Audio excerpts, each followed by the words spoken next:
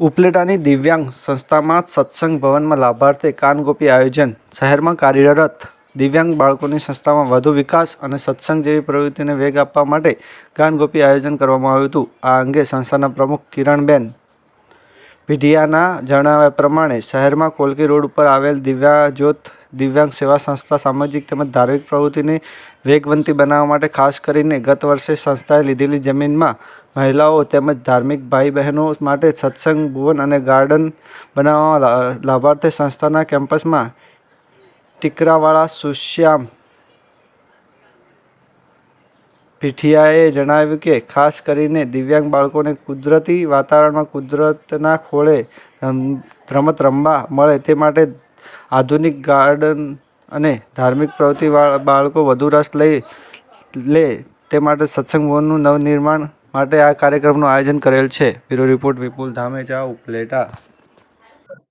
મયુર ગોવિંદભાઈ સુવા, ઉપલેટા નગરપાલિકા પૂર્વ પ્રમુખ. અને આજે દિવ્યાંગ બાળકોની સંસ્થામાં જે કાનગોપીનું આયોજન કરેલું છે એમાં ત્યાં અમારા બધા ટ્રસ્ટી મંડળો અને ગ્રામજનો ને બધાને સાથે રાખી અને આજે એક ભવ્ય કાનગોપીનું આયોજન કરેલું છે. જે સામેનો પ્લોટ છે એમાં આપણે એક ભવન બનાવવાનું છે, સત્સંગ ભવન, એક્ટિવિટી ભવન અને ભવ્ય ગાર્ડન બનાવવાનું છે, જેથી કરીને ગામ લોકોની સગવડતા સચવાઈ જાય અને અમારા છોકરા બાળકો અને આજુબાજુના અમારા સોસાયટીના વિસ્તારના બધા પણ બાળકો એમાં રમી શકે અને સત્સંગ કરવા માટે અને એક્ટિવિટી કરવા માટે મોટો હોલનું આયોજન કરવામાં આવ્યું છે.